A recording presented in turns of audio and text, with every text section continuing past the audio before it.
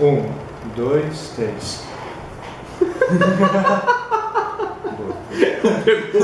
Fala galera, eu sou o Gustavo. Eu sou o Barissa. E agora você está com a Sobremesa Ludens. Vem com a gente. Tem até um mosquito.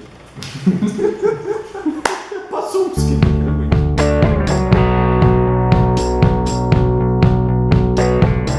Então galera, tudo beleza? Aqui estamos nós para mais um vídeo e hoje nós vamos mostrar para vocês um jogo cooperativo muito legal, Lendas de Andor.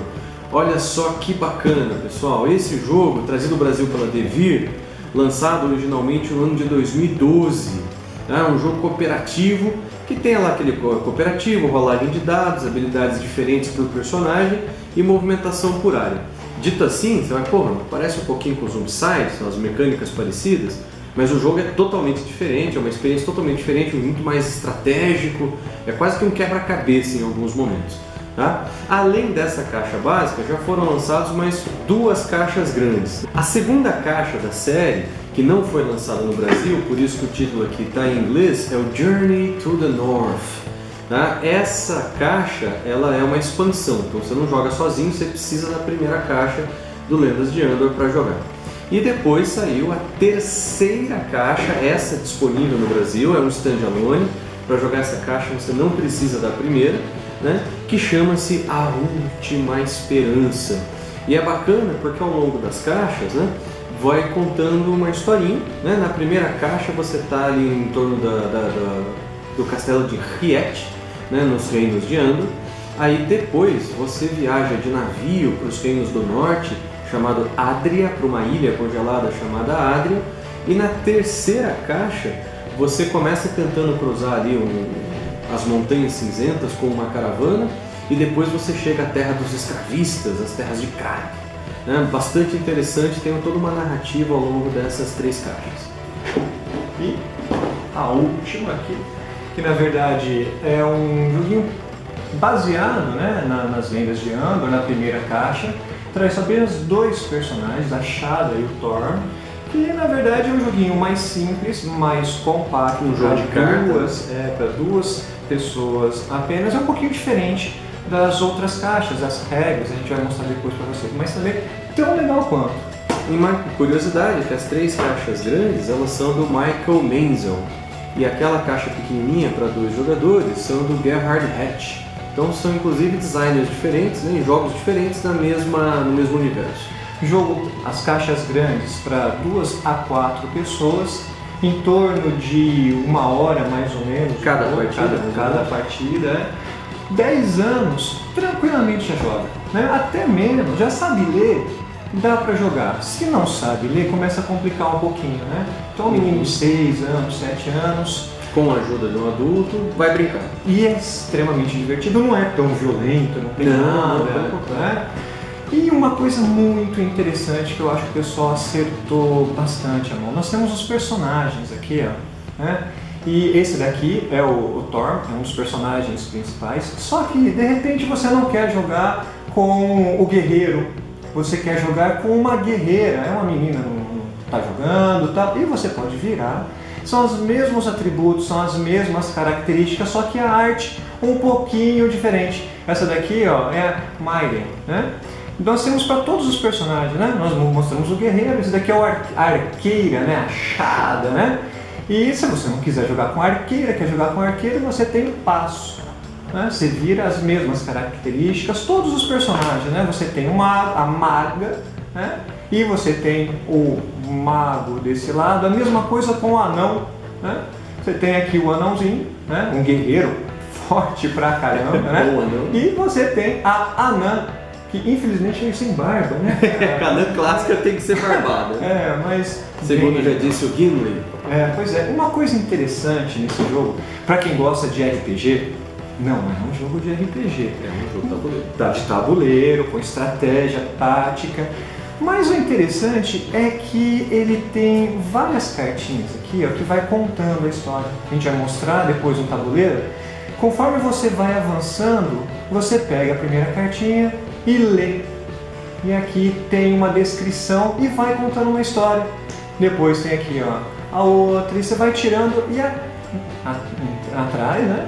vai contando uma historinha super interessante. E aí vai passando, você vai conseguindo completar os objetivos, até você chegar no final, que é onde você vai ver se você ganha ou não ganha o jogo. Então, e não é muita leitura, né? Não, dá um flavorzinho, dá uma pegadinha de uma narrativa interessante. É legal você interagir com isso.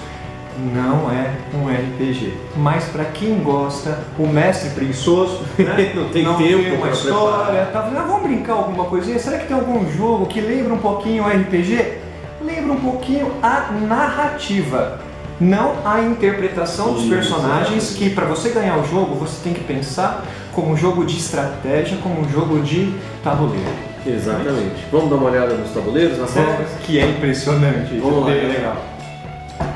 Bom, pessoal, aqui está um setup que a gente colocou só para explicar como que é a movimentação e algumas regras gerais. Como que se dá? Cada jogador ele vai ter uma quantidade de horas aqui no dia que ele pode utilizar. Sempre começando do primeiro aqui, ó, né? Por exemplo, que é o nosso guerreiro aqui. Então ele pode andar uma quantidade de espaços gastando 1 hora. Então se ele estava aqui, eu vou gastar 1 hora, 2 horas, 3 horas. Olha só, 1, 2, 3. Entrou num lugar que tem algum tipo de interação, no caso para briga, para batalha, ele vai gastar mais 1 hora para atacar esse carinha aqui. Depois vem o segundo jogador. Ele pode gastar também algumas coisas. Vamos supor que esse cara fez 1, 2, 3 também. 1, 2, 3. O outro vai jogando, o outro vai jogando. Quem joga? Sempre que tiver mais longe aqui, ó, né, mais perto aqui do início. Então nesse caso, esse carinha aqui, ó, vai jogar. Então, por exemplo, vamos supor que ele fez 1, 2, 3, 4. Vamos andar. 1, 2, 3, 4. Quem que joga agora? O amarelo. O amarelo joga de novo. Agora joga o verde. E assim vai jogando até chegar aqui. Ó. O primeiro que chegou aqui no set, ele tem a opção de voltar para cá e ser o primeiro jogador no próximo dia. Ou então ele pode querer continuar aqui. Ó. Só que para cada outra hora que ele gasta, ele vai ter que gastar força de vontade, né? -2, mais -2 e mais -2. E isso vai enfraquecendo o personagem. Então, pessoal, no exemplo que o Barissa mostrou para vocês, o nosso guerreiro Thorn pode ter começado um combate contra um Skrull, que é uma dessas criaturas. Então, o que acontece? A gente tem que olhar aqui, ó, na ficha de personagem do Thorn e ver aonde estariam os pontos de vontade dele. Vamos imaginar que ele tivesse com 12 pontos de vontade. E aí eu venho aqui e vejo quantos dados eu tenho correspondentes. E pego a quantidade de dados, os dados do Thorn são os dados azuis. Aí eu teria que ver aonde está a força do Thorn, tá? Ela pode evoluir ao longo do jogo, chegar até 14 de força. Vamos supor que ele tivesse com 8 de força, está bem avançado, já bem poderoso. O que eu teria que fazer? Jogar 3 dados, pegar o maior, que não foi grande coisa, ó, tirei 3 aqui. Tá? Então eu pego esse 3 que eu tirei no dado e somo com a força que ele tem. E chego no meu valor de ataque, certo? Depois eu tenho que olhar aqui no tabuleiro, onde eu tenho marcado a força do Skrull, que é 6. E a vontade do Skrull, que também é 6. Isso é fixo, dado aqui pelo jogo. E vejo quantos dados o Skrull joga. Nesse caso ele joga 2 dados vermelhos. Jogo os dados, ó, fui muito melhor, tirei um 6. A gente sempre vai melhor para o monstro que para o nosso herói, né? Tirei um 6, somo a força e tenho 12. O meu ataque tinha somado 11. Moral da história, eu perdi e tomei um dano de força de vontade. Se eu quiser mais um turno de combate, eu pago mais 1 hora lá naquela tabela, né? E eu vou, assim vai o combate, turno a turno. O meu objetivo é conseguir zerar a força de vontade do Skrull, certo? Então eu pego a minha força de ataque e subtraio da força de ataque do Skrull, sempre, né? Se eu desistir do combate, no próximo turno, no próximo momento que alguém vier combater, esse Skrull está zerado, ele não guarda os pontos de dano de um turno para o outro. tá? Então, para matar essas criaturas mais poderosas, você tem que ter mais de um herói lutando junto, porque aí eles somam as suas forças, certo? Então, galera, esse aqui é o mapa da caixa 2, o Journey to the North. E de diferente, ele tem aqui o barquinho, que é o Aldebaran, tá? Que vem com a miniaturazinha de madeira, simples, mas funcional. Para fazer a movimentação do Aldebaran, você tem que comprar uma carta de vento, colocá-la próximo do navio aqui na orientação correta, e a partir daí, as horas que você gasta, como no jogo anterior, só que você tem que estar preso aqui às direções do vento. Então vamos supor que eu estou nesse porto e quero chegar aqui nesse outro porto. Eu posso fazer seguindo... Ops, girei aqui. Seguindo aqui as orientações. 1, 2, 3, fiz essa movimentação aqui. Certo? Agora eu vou fazer essa movimentação aqui, ó. 1, 2, certo? Depois vou fazer aqui, ó, mais 1 e 1, 2, certo? E a cada passo desse eu gasto 1 hora do meu tempo para movimentar o barco. Então vocês viram ali a movimentação do Aldebaran. Aqui eu tenho a ficha do Aldebaran. Olha que bacana, ó. E aí ao longo do jogo você tem a possibilidade de fazer upgrades no Aldebaran. Olha que bacana, ó. Tem como você colocar aqui uma balista para ele também poder combater. Tem como você mudar aqui, ó, a parte da frente do barco, melhorando. E você pode também melhorar a vela do barco. Se você não encaixar direito, cai tudo. Mas como isso aqui vai estar na mesa, não tem problema, né? Olha que legal, ó.